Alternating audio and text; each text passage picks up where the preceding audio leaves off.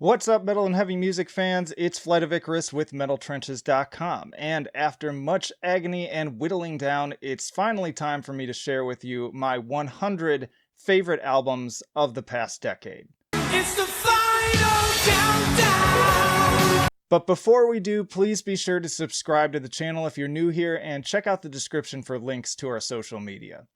I'll be presenting this list more or less kind of Fantano style, moving pretty quickly through the first 75 entries, which are only kinda sorta but not really in order, and then slow things down just a bit for the last 25 to share some brief thoughts on the highlights. Let's do this thing. Alright, starting at 100, we've got Vader with Tibi at Igni. 99, Norma Meridional. 98, The Chariot, Long Live. 97, Wilderun, Veil of Imagination. 96, August Burns Red, Rescue and Restore. 95, Within the Ruins, Phenomena. 94, Every Time I Die, Low Teens. 93, Lamb of God, Resolution. 92, Knocked Loose, A Different Shade of Blue. At 91, Insomnium, Winter's Gate. 90, I Wrestled a Bear Once, Hail Mary. 89, After the Burial, Dig Deep. Number 88, Darkest Hour, Godless Prophets and the Migrant Fauna. 87, August Burns Red again with Found in Faraway Places. Number 86, Dark Tranquillity, Atoma.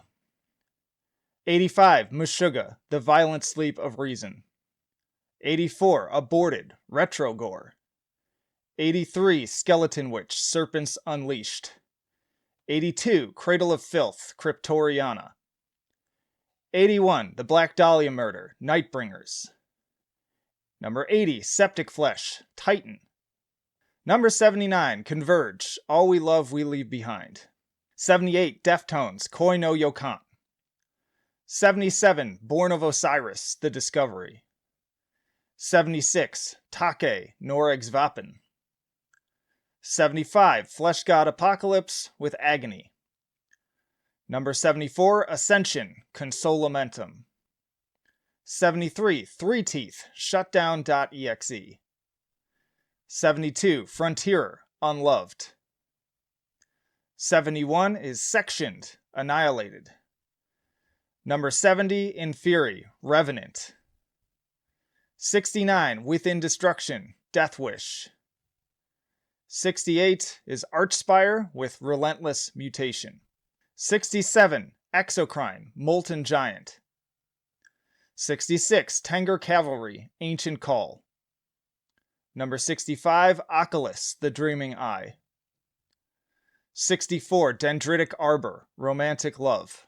63, Inquisition, Ominous Doctrines of the Perpetual Mystical Macrocosm. 62, Enslaved, Axioma Ethica Odini. 61, Gigan, Multi-Dimensional Fractal Sorcery and Super Science. Number 60, Periphery, Periphery 2, this time it's personal. Number 59, Between the Buried and Me, Coma Ecliptic. 58, Architects, Lost Forever, Lost Together. Number 57, it's Inquisition again with Obscure Verses for the Multiverse. Number 56, Author and Punisher, Melk and Honig. 55, Ulcerate, Shrines of Paralysis. Number 54, Deathspell Omega, The Furnaces of Pelengenesia. 53, Triptychon, Milana Chasmata.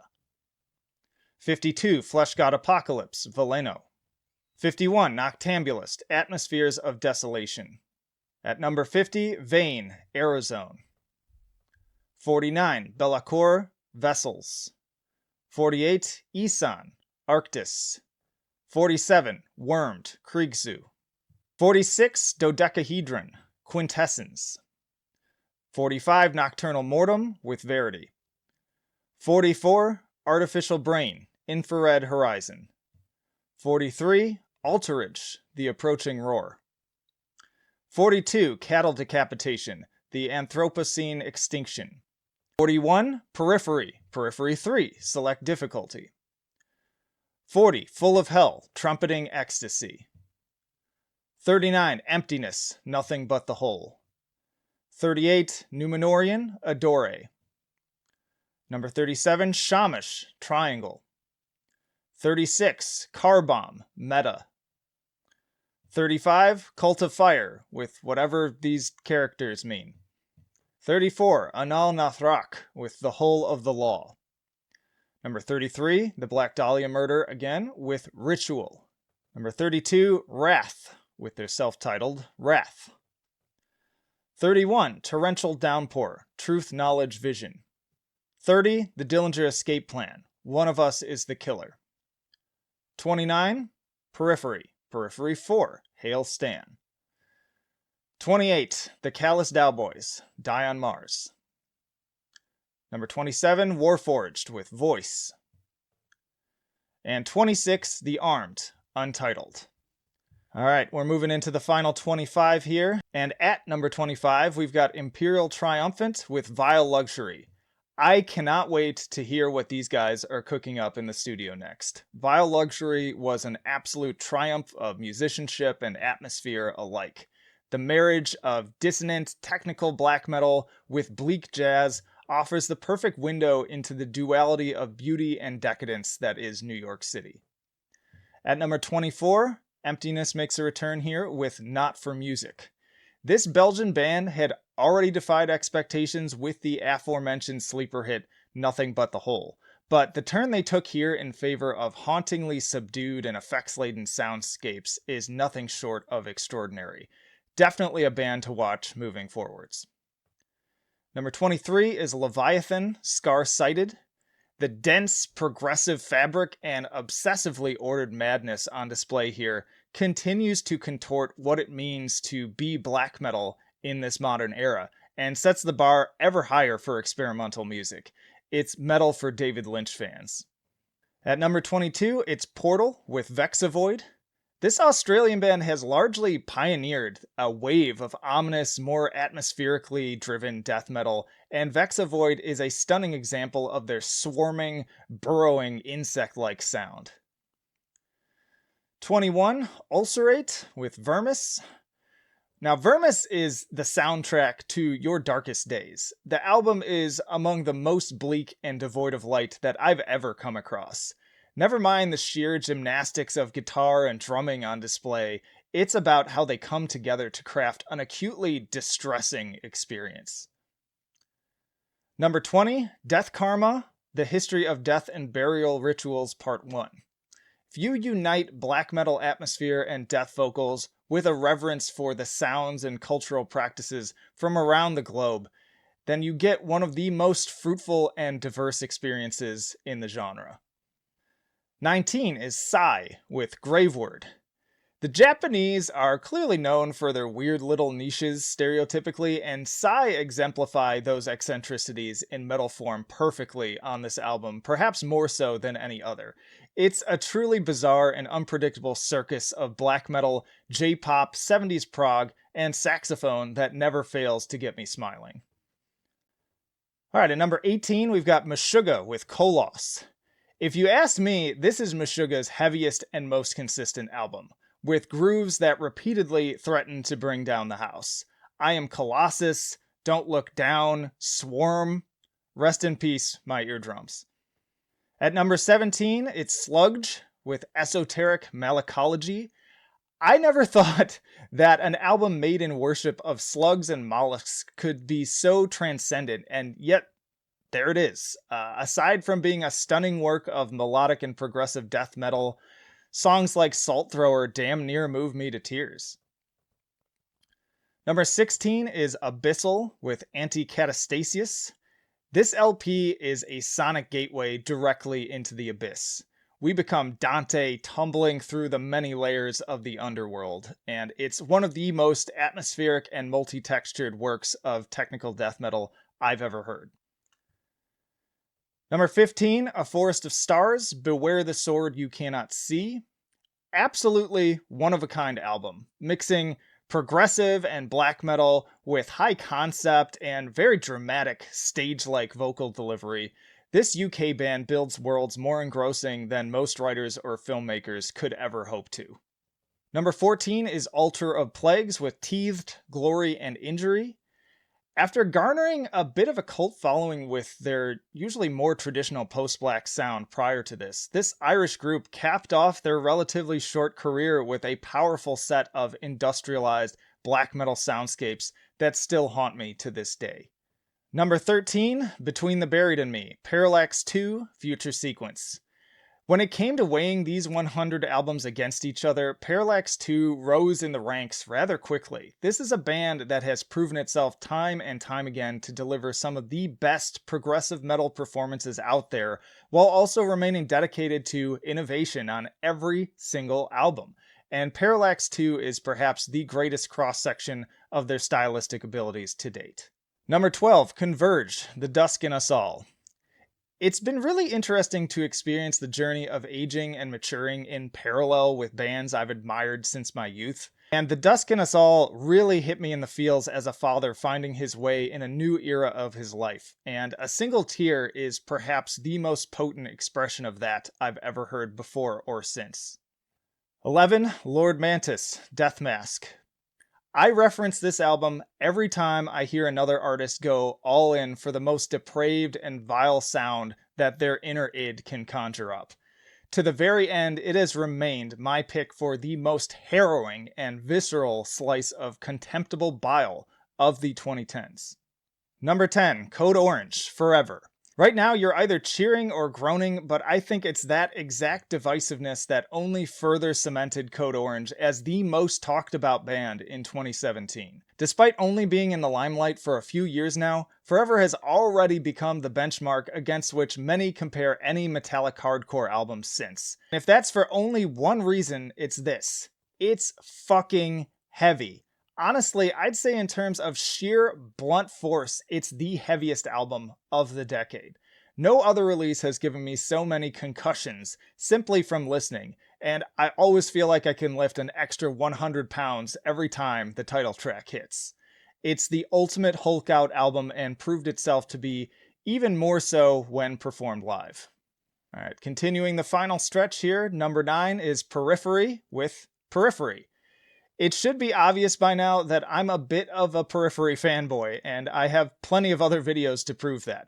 But whether you love or hate them, I feel that their abilities as writers, composers, and trendsetters cannot be denied. And as a result, any one of their core albums could fit in this spot. Who else has had a better finger on the pulse in terms of creating music that is uncompromisingly heavy and increasingly complex, while also maintaining a strong mainstream appeal and marketing angle? And it all started from the very beginning with this comparatively modest debut effort. In a time where metalcore was largely on the decline, Periphery popularized an entire subgenre of djent, taking tips from the likes of Meshuggah and Sixth to spawn a new generation of young and hungry new bands. Number 8 is Panopticon with Autumn Eternal. This one is probably the most personal pick for this final stretch, but Panopticon deserved to be remembered as one of the most unique and forward-thinking black metal projects of this generation.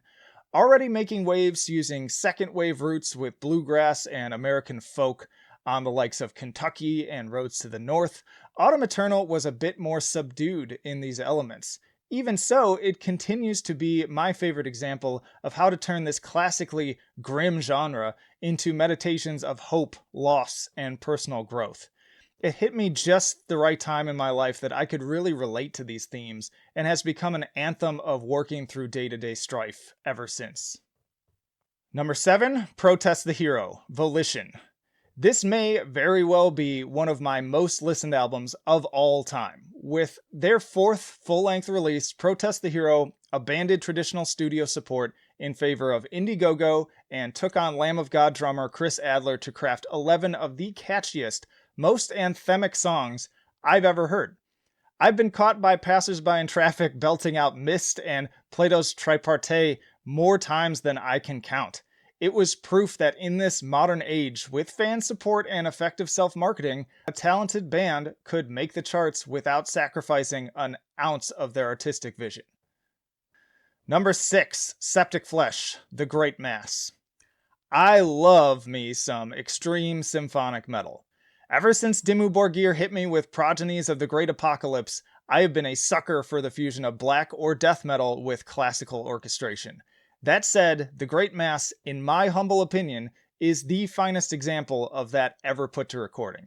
It has a sense of scope and timelessness to its sound that perfectly matches its archaic imagery.